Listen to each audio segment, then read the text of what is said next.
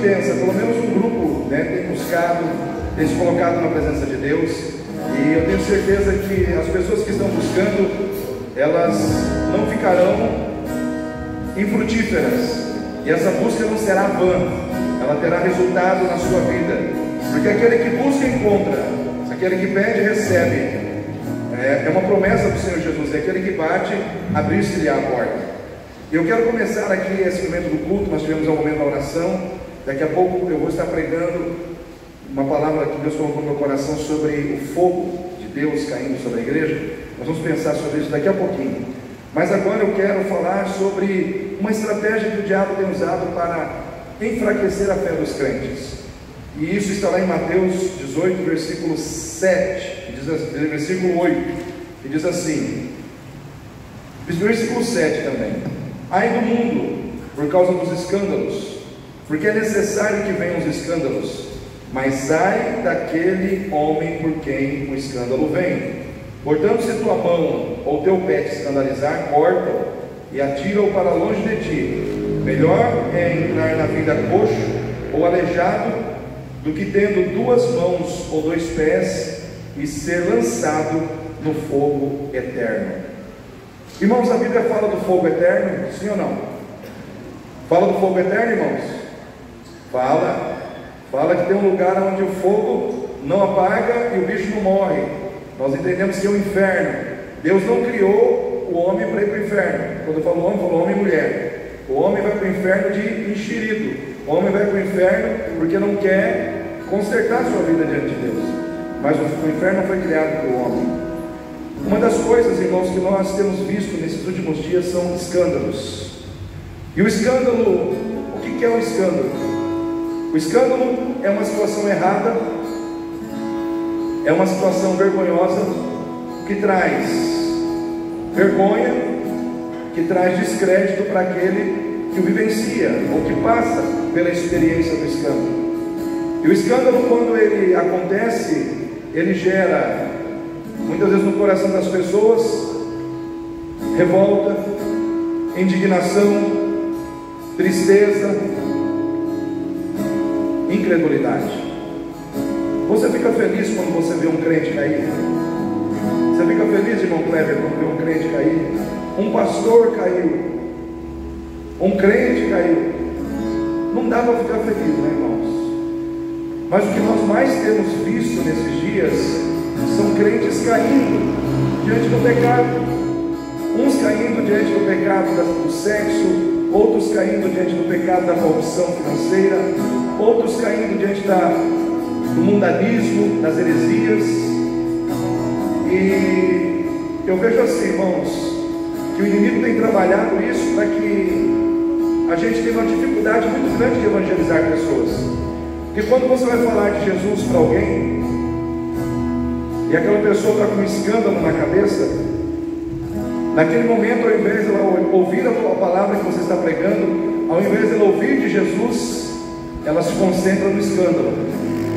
E aí o coração dela fica preparado para rejeitar você e até mesmo o Senhor Jesus, a quem você está pregando. Por quê? Porque na cabeça dela, o que está marcado, o que está firme, o que está forte, é aquele escândalo que aconteceu com o crente. E nós temos que atentar para isso. Nós, como crentes também, podemos enfraquecer na fé se nós ficarmos olhando para essas coisas. Talvez você diga assim: não, mas pastor, mas eu não fico olhando para essas coisas, eu não fico dando atenção para essas coisas. Às vezes a gente pensa assim, mas às vezes no nosso inconsciente, no nosso subconsciente, isso está entrando sem a gente perceber. E a gente começa, de certa forma, no nosso coração, a permitir que o escândalo comece a interferir na nossa fé.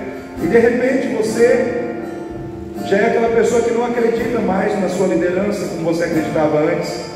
Você não confia mais no seu pastor, nos seus líderes espirituais como você confiava antes. Você é aquele crente que de repente não acredita mais na palavra de Deus como você acreditava antes. Você é aquela pessoa que de repente já não consegue mais acreditar no poder da oração como você acreditava antes. Por quê? Porque indiretamente você está contaminado por dentro, mas não percebeu que está contaminado por dentro em função dessas questões.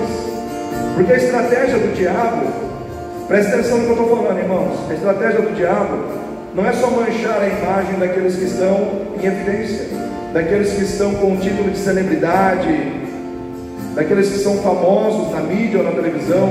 Tem pastores famosos, cantores famosos, sim ou não, irmãos?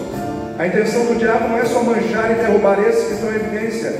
A intenção do diabo é influenciar você, que não está debaixo dos holofotes, que não está na mídia, que não está na televisão, influenciando também o seu coração, de modo que você, levando você a olhar para o escândalo daquele que está lá na mídia, daquele que está lá aparecendo, e atentar para o escândalo daquele que está lá, fazendo vista grossa dos seus pequenos escândalos. Você começa a pensar assim: ah, se o fulano lá, que é famoso, caiu, será que não compensa ser tão dedicado assim? Não compensa ser tão zeloso assim? Não compensa estar na igreja todos os dias? Não compensa eu ser tão rigoroso comigo mesmo? Não compensa eu ficar renunciando tantas coisas, porque o outro caiu, o fulano caiu, e aí de repente a gente aceita uma mentirinha, uma desonestidadezinha, a gente começa a deixar de estar na igreja para estar numa festa. Antes a gente jamais deixava de estar na igreja para estar numa festa ou para estar em algum outro lugar, mas agora a gente começa a deixar de estar na igreja para estar numa festa, para estar num clube, para estar em outro lugar, porque a gente fala assim: ah, isso não é pecado. E a gente começa a se autodefender. A gente começa a se autodefender e a gente não percebe que a gente está se afastando de Deus, que nós estamos nos tornando crentes frios, apáticos, sem compromisso com Deus, que vem na igreja quando quer, que vem na igreja quando dá vontade, que faz a vontade de Deus quando a sua vontade não está em voga naquele momento. A gente começa a ser um crente relapso, e de repente, no seu vocabulário, algumas palavras começam a sumir da sua vida, tipo culto de oração. Você já não participa mais, você já não é mais aquele crente zeloso, ou aquela crente zelosa, né, que estava nos cultos de oração, que estava nas campanhas de oração. Você era assim no passado, mas hoje você relaxou. Você está aquele crente relaxado ou relaxada na fé, mas para você está bom, você acha que está bom, só que você não percebe que os dias são maus e que o tempo está se abreviando e que Jesus está às portas. E Ele não vai levar uma igreja suja. Jesus não vai levar uma igreja suja, acomodada, displicente, preguiçosa. Jesus vai levar uma igreja fiel, comprometida, uma igreja que diante das lutas está se esforçando para fazer a vontade de Deus. Irmãos, quando nós começamos a permitir que a influência do mundo entre na nossa vida, e a gente começa a olhar para o erro dos outros, a gente começa a olhar demais para quem está caindo, sabe o que pode acontecer com você? Se você está olhando demais para quem está caindo, daqui a pouco você está caindo. Quem olha demais para quem está caindo, acaba caindo, porque acaba justificando com o erro do outro os seus próprios erros. O outro também não faz, eu também não vou fazer. O outro não olha, eu não vou olhar. O outro não vai, eu também não vou. Sabe aquela história da Maria vai com as outras? Quantos crentes são Maria vai com as outras na igreja, irmãos? E Deus está precisando de crente que tenha fibra. Deus está precisando de crente que tenha coragem de ser diferente da multidão. Deus está precisando de crente que coloque o seu compromisso não no compromisso do outro, mas no seu relacionamento com Deus. Tem muito crente que está olhando demais para quem está caindo, vai acabar caindo também. A proposta de Deus para você é: olhe para quem está de pé, olhe para quem está se esforçando para permanecer em pé. Porque se você olhar para quem está em pé, você vai aprender com quem está em pé a ficar em pé. Quem olha para quem está caindo, acaba caindo também. Hoje nós temos desculpa para tudo, irmãos. Hoje nós temos desculpa para tudo. Eu não pude porque eu atrasei no trabalho. Eu não pude porque morreu minha vizinha. Eu não pude porque choveu. Eu não pude porque o sol ficou muito quente. Eu não pude porque por causa disso. Irmãos, hoje o crente tem desculpa para tudo. Mas eu quero ver quando a gente estiver diante de Jesus, que desculpa que a gente vai dar, se Ele conhece o nosso coração, né? Irmãos, hoje, o buscar primeiro o reino de Deus não faz mais parte da vida de muito crente. Buscar primeiro o reino de Deus e a sua justiça, e as demais coisas serão acrescentadas. Irmãos, hoje muita gente não está vivendo isso. Então, quando nós começamos a viver assim, nos tornamos crentes vacilantes na fé, crentes que vacilam na fé, crentes que vacilam no amor. Por qualquer coisinha a gente se magoa, se fere, não perdoa, fala mal dos outros, fala pelas costas. Enfim, a gente se torna um crente vacilante, um crente caroço, né? Que é aquele crente difícil. Crente caroço é aquele crente complicado, né? E nós não podemos ser assim, porque os dias estão se abreviando. Enquanto tem uns que estão pagando o preço, né, de estar na presença de Deus, outros não estão pagando preço algum. Então nós precisamos entender que a balança de Deus funciona.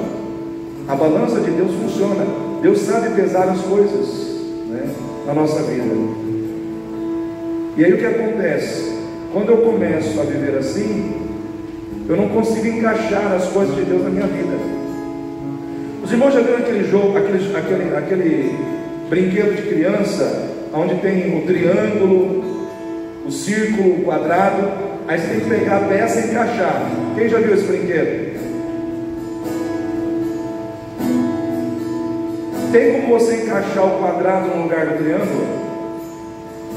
Tem como você encaixar o cone no lugar do quadrado? Até tem, mas vai ficar sobrando as pontinhas, né? Não vai dar certo. Por quê? Porque cada coisa foi feita para encaixar no seu espaço. Então, quando nós começamos a viver fora da presença de Deus, começamos a viver influenciados pelo mundo, as coisas de Deus não encaixam na vida da gente. A gente não consegue encaixar mais. A gente não consegue encaixar a palavra de Deus na nossa vida. A gente não consegue encaixar a oração na nossa vida.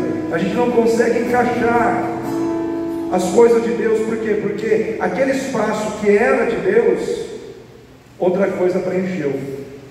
Aquilo que você não preenche com Deus, o diabo vai preencher com outras coisas. Então nós temos que preencher o espaço da nossa vida que é de Deus com as coisas de Deus. Com as coisas de Deus.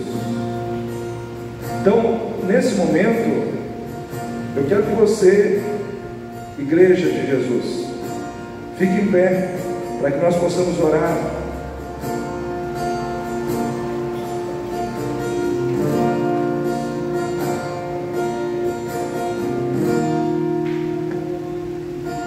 É necessário que todos nós trabalhemos cooperativamente, nos ajudando uns aos outros.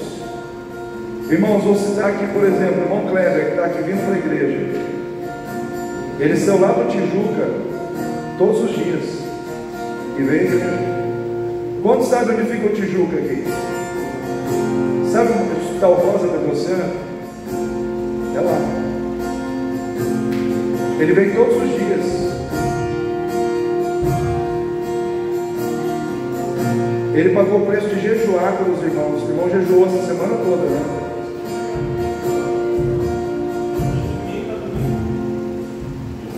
Começou o jejum domingo, vai entregar domingo. pela vida de cada irmão. Aí cada irmão que está aqui, que está mais perto, tem a obrigação de estar aqui. Por que que últimos serão primeiros na Bíblia? Porque por causa disso, irmãos, Jesus diz: os últimos serão primeiros e os primeiros serão últimos. Por quê? Porque tem muita gente que serve a Deus de má vontade. E tem gente que serve a Deus de boa vontade. Vence as dificuldades, vence as barreiras, vence as distâncias para servir ao Senhor. Tem gente que serve a Deus de má vontade, faz as coisas de má vontade. O resultado vai vir. Porque o que você planta, você tem que colher. Isso não é eu que estou dizendo, é a palavra de Deus. Então nós temos que colher o que nós plantamos, para que nós possamos entender se nós estamos andando certo ou se nós estamos andando errado. Porque se Deus não permitir que você colha o que você plantou, você vai andar enganado. Então nós temos que entender isso. Toda vez que eu plantar, eu vou colher. Faz parte da semeadura bíblica, da palavra do Senhor. Então eu quero que você feche seus olhos e ore nesse momento. Pai querido, em nome do Senhor Jesus, nós estamos aqui mais uma vez reunidos na Tua presença, para dedicar ao Senhor o culto que lhe é devido. Essa semana toda nós estivemos aqui, Pai, vindo à Tua casa, para orar, para interceder pelos nossos irmãos, por todos que estão aqui, e pelos que não estão aqui também. Nós intercedemos, nós oramos, colocando a vida de cada um dos teus filhos na presença do Senhor, e crendo na tua vitória, crendo no teu agir, crendo no teu trabalhar, crendo no teu milagre, crendo, Senhor Deus, Pai, que o Senhor é Deus, que ouve a oração do justo. Alamanda, Elevassuri, Micanta, Aramanai, Orientarabassou, Micanta, Aramandarabassia, Endei, que ouve a série que Andaramanai, Deus de glória. Nós cremos que o Senhor é Deus, que ouve orações, a oração que é elevada a Ti, Senhor, por aqueles que Te buscam, por aqueles que entram na Tua presença, por aqueles que vencem obstáculos, Senhor, para estar na Tua presença, para estar na Tua casa, para buscar o Senhor, aleluia, em nome de Jesus, Deus. Nós queremos ver a Tua glória, nós queremos ver o Teu agir sobre a vida dessa igreja, sobre cada pessoa, sobre cada família, sobre cada casal, sobre cada jovem, adolescente, adulto, criança, ó Deus, que congrega conosco neste lugar. Que o Senhor venha tocar essas vidas com a unção, com o poder do Espírito Santo, aleluia. Que o Senhor venha liberar cura, que o Senhor venha liberar vitória, que o Senhor venha liberar providência do céu sobre essas vidas, Pai. Nós oramos a Ti, declarando a Tua vitória e a derrota do inimigo, em nome do Senhor Jesus. Aleluia, amém. Nós vamos louvar ao Senhor. Cordeiro Santo, Cordeiro de Deus, com alegria, vamos louvar.